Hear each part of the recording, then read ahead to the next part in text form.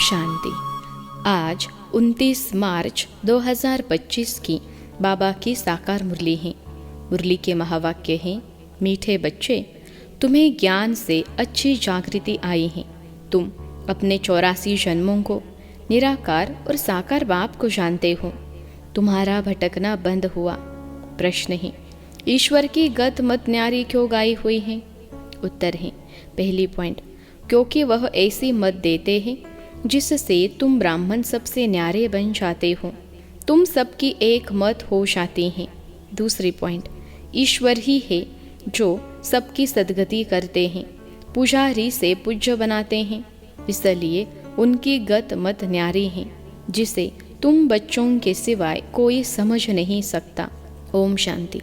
तुम बच्चे जानते हो, बच्चों की अगर तबीयत ठीक नहीं होगी तो बाप कहेंगे भल यहाँ सो जाओ। इसमें कोई हर्जा नहीं, क्योंकि सिखिलते बच्चे हैं, अर्थात 5000 वर्ष बाद फिर से आकर मिले हैं। किसको मिले हैं? बेहद के बाप को। यह भी तुम बच्चे जानते हो, जिनको निश्चय है बरोबर हम बेहद के बाप से मिले हैं, क्योंकि बाप होता ही है एक हद का और दूसरा बेहद का। दुख में सब बेहद के बाप को याद करते हैं, सतयुग में एक ही लौकिक बाप को याद करते हैं, क्योंकि वहाँ है ही सुखधाम। लौकिक बाप उसको कहा जाता है जो इस लोक में जन्म देता है। पारलौकिक बाप तो एक ही बार आकर तुमको अपना बनाते हैं। तुम रहने वाले भी बाप के साथ अमरलोक में हो, जिसको परलोक परम धाम कहा जाता है। वह है परेते परे धाम। स्वर्ग को परेते परे नहीं कहेंगे। स्वर्ग नरक यहाँ ही होता है। नई दुनिया को स्वर्ग, पुरानी दुनिया को नरक कहा जाता है। अभी है पतित दुनिया, पुकारते भी हैं, हे पतित पावन आओ।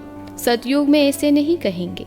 जब से रावण राज्य होता है तब पतित बनते हैं, उनको कहेंगे 5 विकारों का राज्य। सतयुग है ही निर्विकारी राज्य। भारत की कितनी जबरदस्त महिमा है, परंतु विकारी होने के कारण भारत की महिमा को जानते नहीं। भारत संपूर्ण निर्विकारी था जब यह लक्ष्मी नारायण राज्य करते थे। अभी वह राज्य नहीं है, वह राज्य कहा गया। यह पत्थर बुद्धियों को मालूम नहीं और सभी अपने अपने धर्म स्थापक को जानते हैं। एक ही भारतवासी है जो न अपने धर्म को जानते न धर्म स्थापक को जानते हैं, और धर्म वाले अपने धर्म को तो जानते हैं, परंतु वह फिर कब स्थापन करने आएंगे यह नहीं जानते। सिख लोगों को भी यह पता नहीं है कि हमारा सिख धर्म पहले था नहीं। गुरु नानक ने आकर स्थापन किया तो ज़रूर फिर सुख धाम में नहीं रहेगा। तब ही गुरु नानक आकर फिर स्थापन करेंगे, क्योंकि वर्ल्ड की हिस्ट्री ज्योग्राफी रिपीट होती है ना। क्रिश्चियन धर्म भी नहीं था, फिर स्थापना हुई। पहले नई दुनिया थी, एक धर्म था। सिर्फ तुम भारतवासी ही थे, एक धर्म था। फिर तुम 84 जन्म लेते लेते यह भी भूल गए हो कि हम ही देवता थे। फिर हम ही 84 जन्म लेते हैं, तब बाप कहते हैं तुम अपने जन्मों को नहीं जानते हो। मैं बतलाता हूँ। आधा कल्प रामराज्य था, फिर रावण राज्य हुआ। पहले है सूर्यवंशी घराना, फिर चंद्रवंशी घराना, रामराज्य। सूर्यवंशी लक्ष्मी नारायण के घराने का राज्य था। जो सूर्यवंशी लक्ष्मी नारायण के घराने के थे, सो 84 जन्म ले अभी रावण के घराने के बने हैं। आगे पुण्य आत्माओं के घराने के थे, अभी पाप आत्माओं के घराने के बने हैं। 84 जन्म लिए हैं, वे तो 84 लाख कह देते। अब 84 लाख का कौन बैठ विचार करेंगे? इसलिए कोई का विचार चलता ही नहीं। अभी तुमको बाप ने समझाया है, तुम बाप के आगे बैठे हो। निराकार बाप और साकार बाप दोनों ही भारत में नामी ग्रामी हैं, गाते भी हैं, परंतु बाप को जानते नहीं हैं। अज्ञान नींद में सोए पड़े हैं। ज्ञान से जागृति होती है। रोशनी में मनुष्य कभी धक्का नहीं खाते, अंधियारे में धक्के खाते रहते। भारतवासी पूज्य थे, अब पुजारी हैं। लक्ष्मी नारायण पूज्य थे ना, यह किसकी पूजा करेंगे? अपना चित्र बनाए अपनी पूजा तो नहीं करेंगे, यह हो नहीं सकता। तुम बच्चे जानते हो हम ही पूज्य, सो फिर कैसे पुजारी बनते हैं। यह बातें और कोई समझ नहीं सकते, बाप ही समझाते हैं। इसलिए कहते भी हैं ईश्वर की गत मत न्यारी है। अभी तुम बच्चे जानते हो बाबा ने हमारी सारी दुनिया से गत मत न्यारी कर दी हैं। सारी दुनिया में अनेक मत मतांतर हैं। यहाँ तुम ब्राह्मणों की है एक मत, ईश्वर की मत और गत। गत अर्थात सदगति, सदगति दाता एक ही बाप हैं। गाते भी हैं सर्व का सदगति दाता राम, परंतु समझते नहीं कि राम किसको कहा जाता है। कहेंगे जिधर देखो राम ही राम रहता है। इसको कहा जाता है अज्ञान अंधियारा। अंधियारे में ही दुख, सोजरे में ही सुख। अंधियारे में ही पुकारते हैं ना, बंदगी करना माना, बाप को बुलाना। भीख मांगते हैं ना, देवताओं के मंदिर में जाकर भीख मांगना हुआ ना। सतयुग में भीख मांगने की दरकार नहीं, भिखारी को इनसॉल्वेंट कहा जाता है।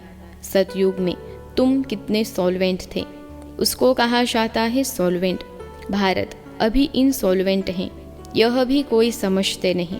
कल्प की आयु उल्टी सुल्टी लिख देने से मनुष्यों का माथा ही फिर गया है।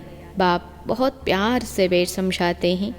कल्प पहले भी बच्चों को समझाया था, मुझ पतित पावन बाप को याद करो तो तुम पावन बन जाएंगे। पतित कैसे बने हो, विकारों की खाद पड़ी हैं। सब मनुष्य जंग खाए हुए हैं, अब वह जंग कैसे निकले, मुझे याद करो। देह अभिमान छोड़ देही अभिमानी बनो, अपने को आत्मा समझो। पहले तुम हो आत्मा, फिर शरीर लेते हो। आत्मा तो अमर है, शरीर मृत्यु को पाता है। सतयुग को कहा जाता है अमर लोक, कलयुग को कहा जाता है मृत्यु लोक। दुनिया में यह कोई भी नहीं जानते कि अमर लोक था फिर मृत्यु लोक कैसे बना। अमर लोक अर्थात अकाली मृत्यु नहीं होती, वहाँ आयु भी बड़ी रहती है। वह है ही पवित्र दुनिया। तुम राज ऋषि हो, ऋषि पवित्र को कहा जाता है। तुमको पवित्र किसने बनाया, उनको बनाते हैं शंकराचार्य, तुमको बना रहे हैं शिवाचार्य। यह कोई पढ़ा हुआ नहीं है, इन द्वारा तुमको शिव बाबा आकर पढ़ाते हैं। शंकराचार्य ने तो गर्भ से जन्म लिया, कोई ऊपर से अवतरित नहीं हुआ। बाप तो इनमें प्रवेश करते हैं, आते हैं जाते हैं, मालिक हैं, जिसमें चाहे उसमें जा सकते हैं। बाबा ने समझाया है कोई का कल्याण करने अर्थ में प्रवेश कर लेता हूँ, आता तो पति तन में ही होना, बहुतों का कल्याण करता हूँ। बच्चों को समझाया है माया भी कम नहीं है, कभी कभी ध्यान में माया प्रवेश कर उल्टा सुल्टा बुलवाती रहती है, इसलिए बच्चों को बहुत संभाल करनी है। कईयों में जब माया प्रवेश कर लेती है तो कहते हैं मैं शू हूँ फलाना हूँ। माया बड़ी शैतान है।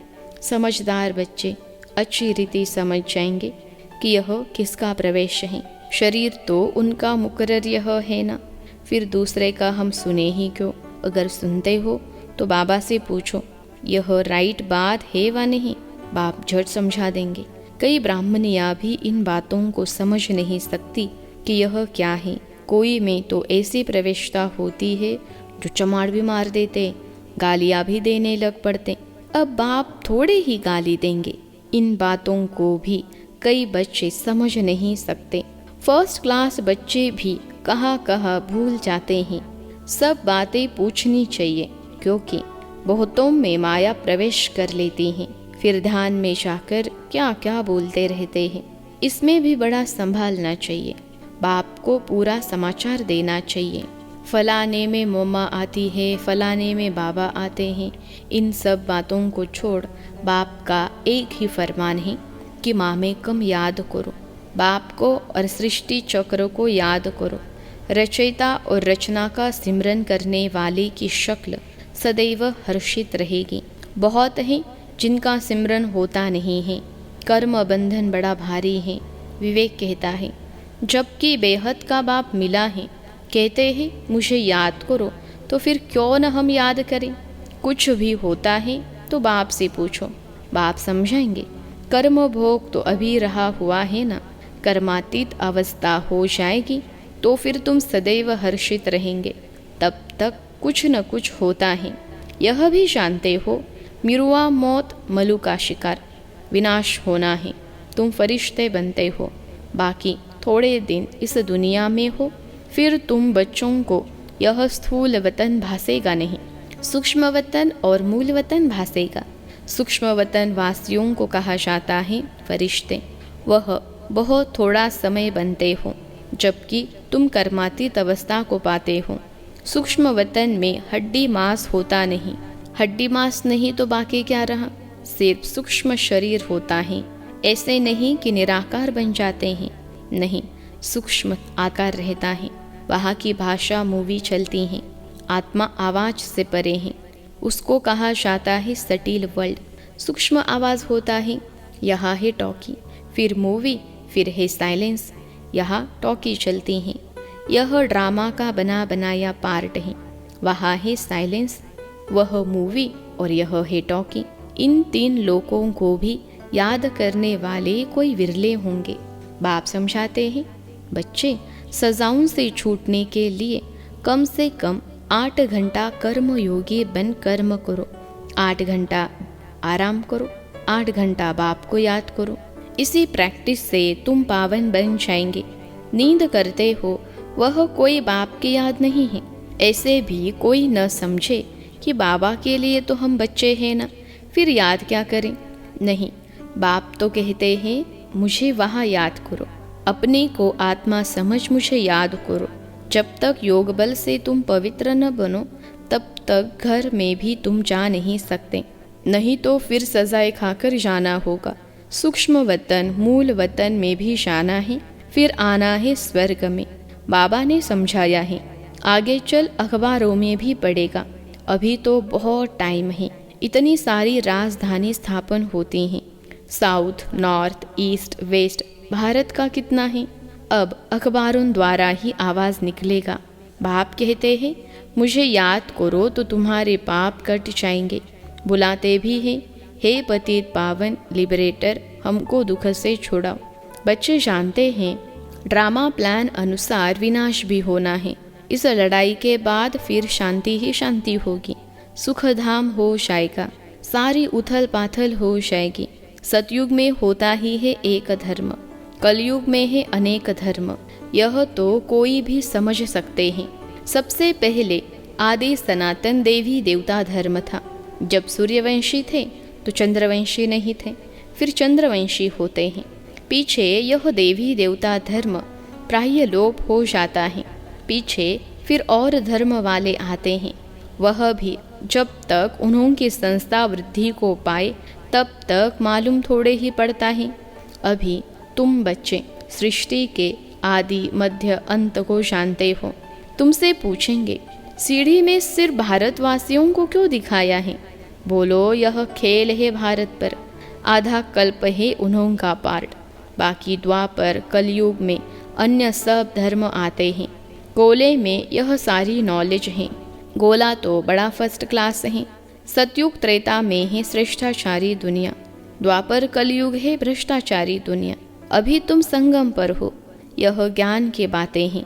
यह 4 युगों का चक्र कैसे फिरता है यह किसको पता नहीं है। सतयुग में इन लक्ष्मी नारायण का राज्य होता है। इन्हों को भी यह थोड़े ही पता रहता कि सतयुग के बाद फिर त्रेता होना है, त्रेता के बाद फिर द्वापर कलयुग आना है। यहाँ भी मनुष्यों को बिल्कुल पता नहीं। भल कहते हैं, परंतु कैसे चक्र फिरता है यह कोई नहीं जानते। इसलिए बाबा ने समझाया है, सारा गीता पर जोर रखो। सच्ची गीता सुनने से स्वर्गवासी बनते हैं। यहाँ शिव बाबा खुद सुनाते हैं, वहाँ मनुष्य पढ़ते हैं। गीता भी सबसे पहले तुम पढ़ते हो। भक्ति में भी पहले पहले तो तुम जाते हो ना। शिव के पुजारी पहले तुम बनते हो। तुमको पहले पहले पूजा करनी होती है। अव्यभिचारी एक शिव बाबा की। सोमनाथ मंदिर और किसकी ताकत थोड़े ही है बनाने की। बोर्ड पर कितने प्रकार की बातें लिख सकते हैं। यह भी लिख सकते हैं, भारतवासी सच्ची गीता सुनने से सचखंड के मालिक बनते हैं। अभी तुम बच्चे जानते हो, हम सच्ची गीता सुनकर स्वर्गवासी बन रहे हैं। जिस समय तुम समझाते हो तो कहते हैं, हाँ बरोबर ठीक है, बाहर गए खलास, वहाँ की वहाँ रहीं। अच्छा, मीठे मीठे सिखलधे बच्चों प्रति माता पिता बाप दादा का याद प्यार और गुड मॉर्निंग। रूहानी बाप की रूहानी बच्चों को नमस्ते। हम रूहानी बच्चों की सिखलते रूहानी माता पिता बाप दादा को याद प्यार, गुड मॉर्निंग और नमस्ते बाबा नमस्ते। धारणा के लिए मुख्य सार, पहली पॉइंट है, रचयिता और रचना का ज्ञान सिमरन कर सदा हर्षित रहना है। याद की यात्रा से अपने पुराने सब कर्म बंधन काट कर्मातीत अवस्था बनानी है। दूसरी पॉइंट है, ध्यान दीदार में माया की बहुत प्रवेशता होती है, इसलिए संभाल करनी है। बाप को समाचार दे राय लेनी है, कोई भी भूल नहीं करनी है। आज का वरदान है, अपनी शुभ भावना द्वारा निर्बल आत्माओं में बल भरने वाले सदा शक्ति स्वरूप भव। अपनी शुभ भावना द्वारा निर्बल आत्माओं में बल भरने वाले सदा शक्ति स्वरूप भव। विश्लेषण है, सेवाधारी बच्चों की विशेष सेवा है स्वयं शक्ति स्वरूप रहना और सर्व को शक्ति स्वरूप बनाना, अर्थात निर्बल आत्माओं में बल भरना। इसके लिए सदा शुभ भावना और श्रेष्ठ कामना स्वरूप बनो। शुभ भावना का अर्थ यह नहीं कि किसी में भावना रखते रखते उसके भाववान हो जाओ, यह गलती नहीं करना। शुभ भावना भी बेहद की हो, एक के प्रति विशेष भावना भी नुकसानकारक है। इसलिए बेहद में स्थित हो निर्बल आत्माओं को अपनी प्राप्त हुई शक्तियों के आधार से शक्ति स्वरूप बनाओ। आज का स्लोगन है, अलंकार ब्राह्मण जीवन का श्रृंगार है, इसलिए अलंकारी बनो, देहधारी नहीं। अलंकार ब्राह्मण जीवन का श्रृंगार है, इसलिए अलंकारी बनो, देह अहंकारी नहीं। अव्यक्त इशारे, सत्यता और सभ्यता रूपी कल्चर को अपनाओ। कई बच्चे कहते हैं, वैसे क्रोध नहीं आता है, लेकिन कोई झूठ बोलता है तो क्रोध आ जाता है। उसने झूठ बोला, आपने क्रोध से बोला, तो दोनों में राइट कौन? कई चतुराई से कहते हैं कि हम क्रोध नहीं करते हैं, हमारा आवाज़ ही बड़ा है, आवाज़ ही ऐसा तेज है। लेकिन जब साइंस के साधनों से आवाज़ को कम और ज़्यादा कर सकते हैं, तो क्या साइलेंस के पावर से अपने आवाज़ की गति को धीमे या तेज नहीं कर सकते हो? अच्छा, ओम शांति।